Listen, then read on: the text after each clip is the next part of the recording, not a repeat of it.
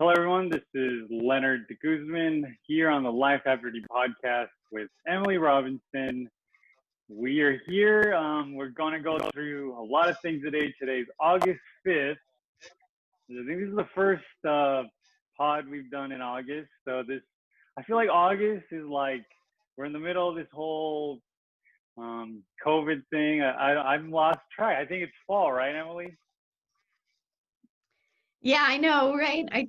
I mean, schools are starting next week, so it feels like fall already to me. I don't know where the year went, but I think for most of us, it's been a very strange year sitting at home and being just doing things completely differently than we normally do. Really strange, but sports are back. Hockey's back. Yay. Oh, so, I thought you're a Kings fan. That's like is that the Sharks, the San Jose Sharks? We're big Sharks fans, but because we live in LA, we do go to a lot of Kings games. Yeah. Okay. Well, yeah. There's the Lakers, the Clippers. My favorite one is basketball. I mean, I think the Clippers. They have a good chance. If they don't, my lowly Clippers don't win this year, they're never gonna win it. So yeah, so let's get into news. Let's get into divorce news of this part of the show where we go over the trending divorce news. So let's kick it off. TMZ. TMZ is like our go-to for divorce news. Because it's wow, juicy. Okay. It's juicy, super soupy. I messed that one up. So Dr. Dre, he makes a reappearance on the Life After Divorce podcast. So check this out. Dr. Dre, wife challenging prenup in $1 billion divorce. Ooh. Dr. Dre's wife is not getting divorced without a fight because she's challenging the prenup and $1 billion is on the line. Nicole Young just filed legal docs obtained by TMZ in which she claims she was forced to sign the prenup back in 1986. Nicole says Dre is now worth $1 billion and says, before they tied the knot, I was extremely reluctant, resistant, and afraid to sign the agreement and felt backed into a corner given the extraordinary pressure and intimidation by Andre. I was left with no option but to hire a lawyer, of course, with the help of Andre's team of professionals, and unwillingly signed the agreement very shortly before our marriage. She then says 2 years into the marriage, Andre acknowledged to me that he felt ashamed he had to pressure me into signing a premarital agreement, and he tore up multiple copies of the agreement in front of me. Since the day he tore up the agreements, we both understood that there was no prenuptial agreement and that it was null and void. Ooh, well, that's intense. So, I mean, that's why it's very important to get prenups done with attorneys. A lot of people try to do it on LegalZoom or on their own or without attorneys. And much of the time, if those agreements aren't done correctly, then those will be void or not enforceable. But when you do it with attorneys, we put very specific language in there about how and what makes it a valid prenup and how you get out of it. And usually it will say something like the only way to get out of this prenup is with another writing that's signed by both parties or something. So tearing it up is not usually a way to get out of a prenup, but it depends on what the prenup says. You know, if it says that that's a way to get out of the prenup, then that's what it says. But if it says that the only way to get out of it is to write a document rescinding it, then that's what has to be done. Typically, we see a lot of I can't find the prenup, and that's dangerous too. So whenever I do a prenup, we make sure that each lawyer has a copy and each client has a copy. That way there's 4 copies, 4 originals. So if anyone conveniently can't find it at the time of the divorce, that somebody has it. So So you really have to make sure the terms are very clear about how you actually get out of it, or, rescind it if you don't want it to be in place anymore.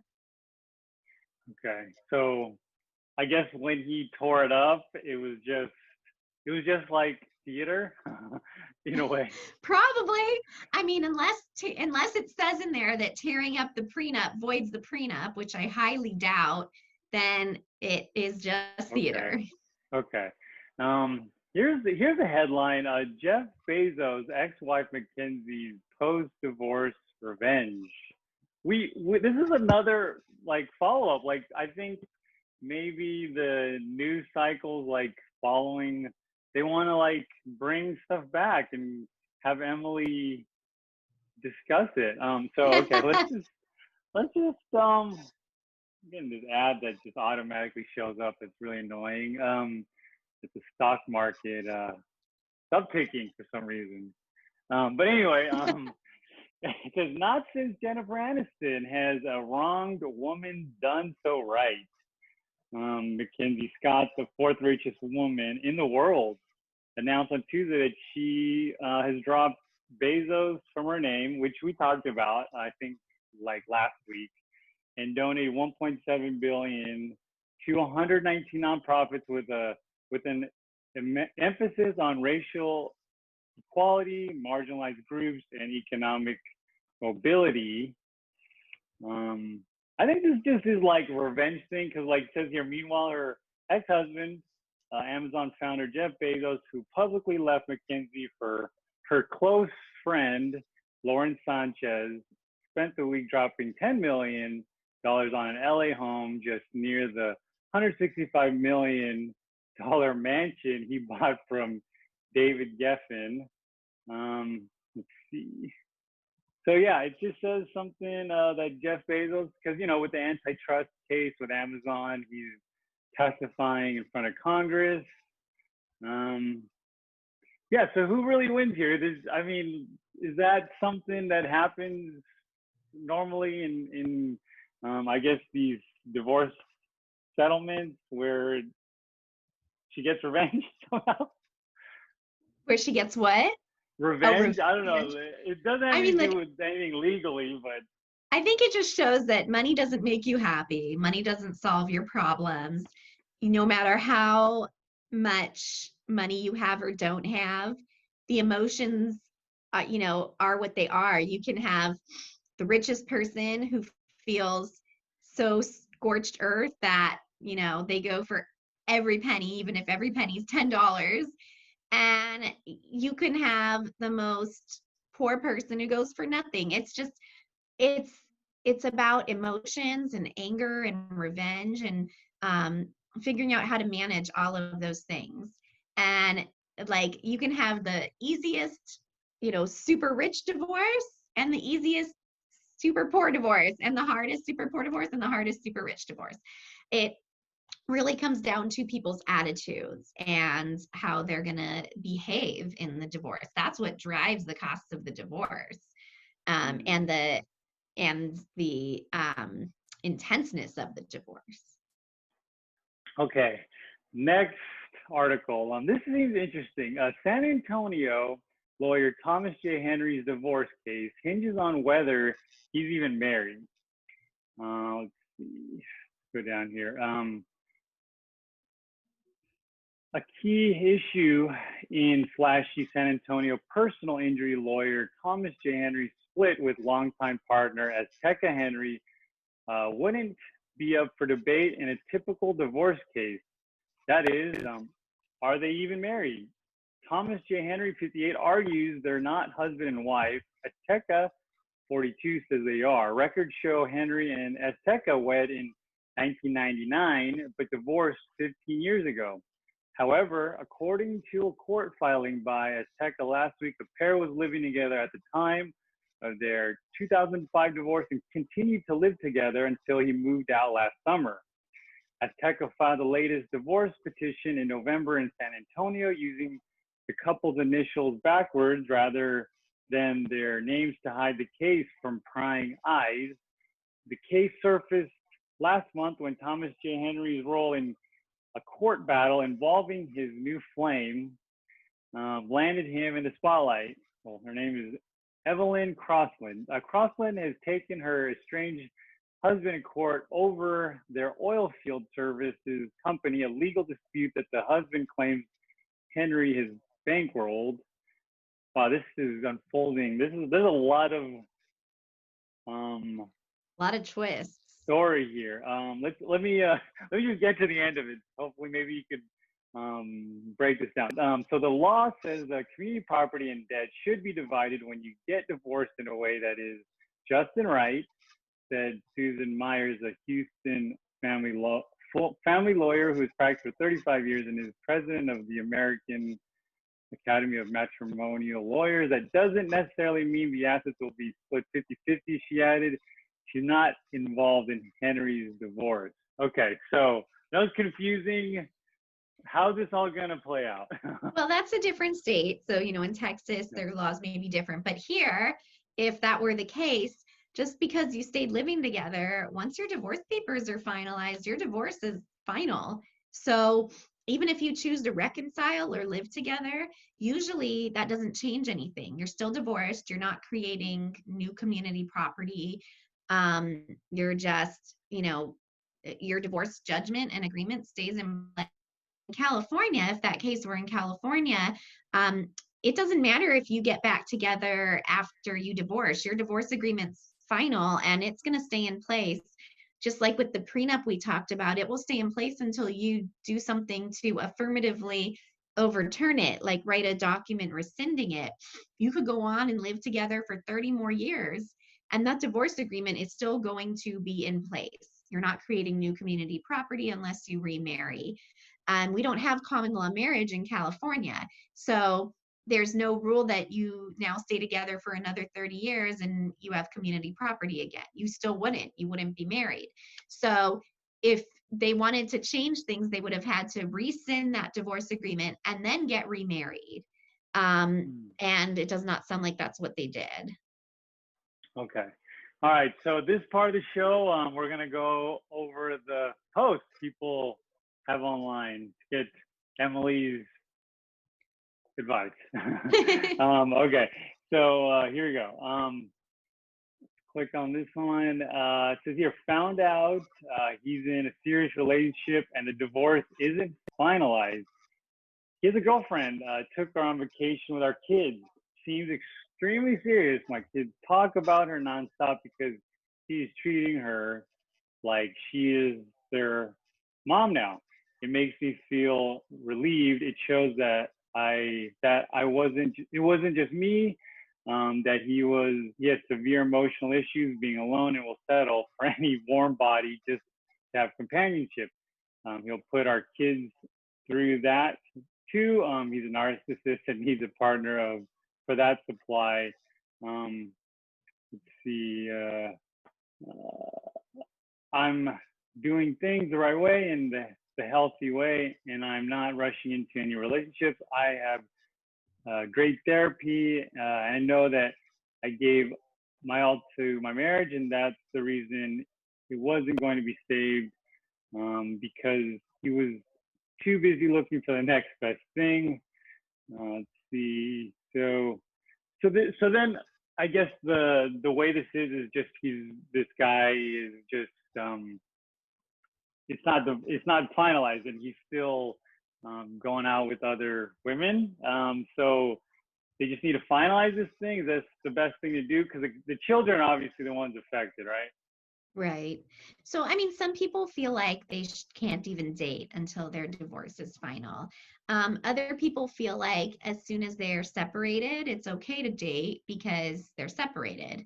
It can take a long time for a divorce to be final. Like it can take a few years sometimes. So, it's okay to date while your divorce is pending if you're comfortable with it. Everybody has to make their own choices. But the court doesn't look down on you. Nobody, judges you for that. Once you've decided you're separated, typically, that's considered, that you can both move on. But it depends again on the person and their particular beliefs. And for everybody, it may be different. Okay. This next post, it looks like they're just, starting the divorce process. Taking money from a joint account. I'm working my way through separation. Husband is not agreeable, can be and is verbally abusive, and has a serious drinking problem. I need to wait until the last minute before leaving to take half of what's in the account for fear of tipping him off and doing something crazy like draining the account, quitting his job, stopping payments on the mortgage, all of which he's threatened. Is there anything I need to be aware of when I go to withdraw the money? Any issues that may come up? I'm so nervous that there will be a problem and it will delay me getting out. My lawyer advised me to take the equivalent of what I will be paid in child support as well until it's legally established. Will I run into any issues?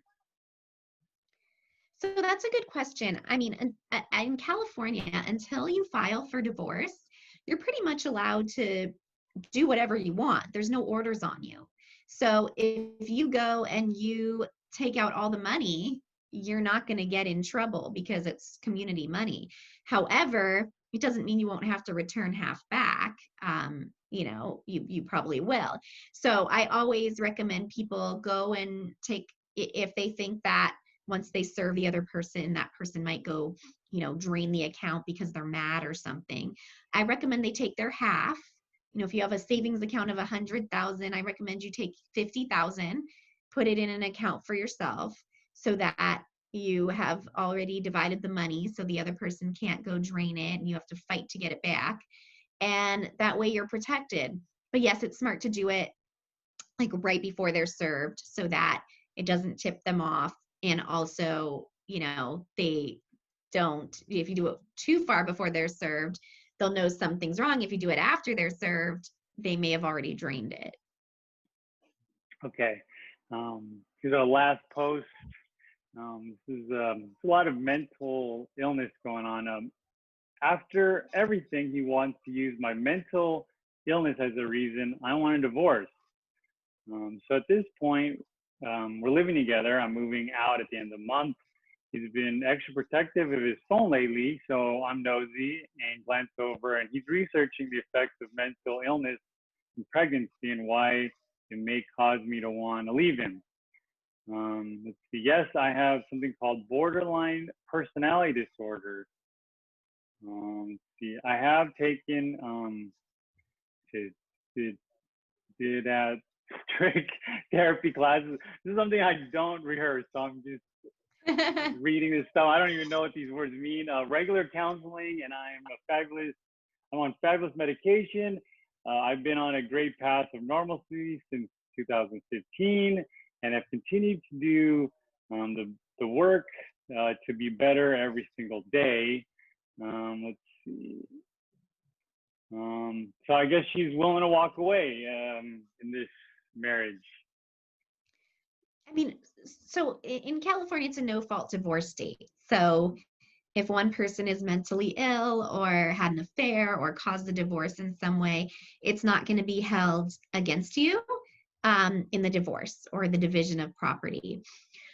But mental illness can, wreak a lot of havoc in a relationship. It can cause a lot of problems, and it can also cause people to treat the spouse badly or do strange things with the property. So maybe there's some guilt there. Maybe she feels like she did something wrong. It's hard to know. But mental illness, it's still stigmatized, unfortunately. And it's real and it's out there, and it's as difficult to handle as physical illness. And I think that our society really needs to be more aware of it, and we need more care for it, and it needs to be understood and treated as any physical illness would be. And maybe she feels badly about something, but she doesn't have to walk away. That's not required by the law, no matter what, unless there's domestic violence, which could be an exception. She's entitled to her community property portion of things. Okay. Okay, so that's all the time we have for today. Emily, I know you're going to court. I know you look good. You dressed up. You look like a very fierce divorce attorney. Yeah, let's get you out of here. Do you have any last updates, word of what's going on in the courts with divorce? The courts are getting busier. They're trying to catch up on their cases. Still, it's still slow because of COVID. And Ventura has just announced a bunch of furlough days where they'll not have court on various days of the month because I think probably budget reasons. So it's still, it's still an adjustment out there to try and make everything work, but we're doing the best we can. Okay, so thanks everyone for joining us. I know we had some technical, we started lagging, started all over the place. We'll see how it works on the edit, but I think there's some good tips and advice here. So see everybody next week on the Life After D podcast. Thank you so much. Bye.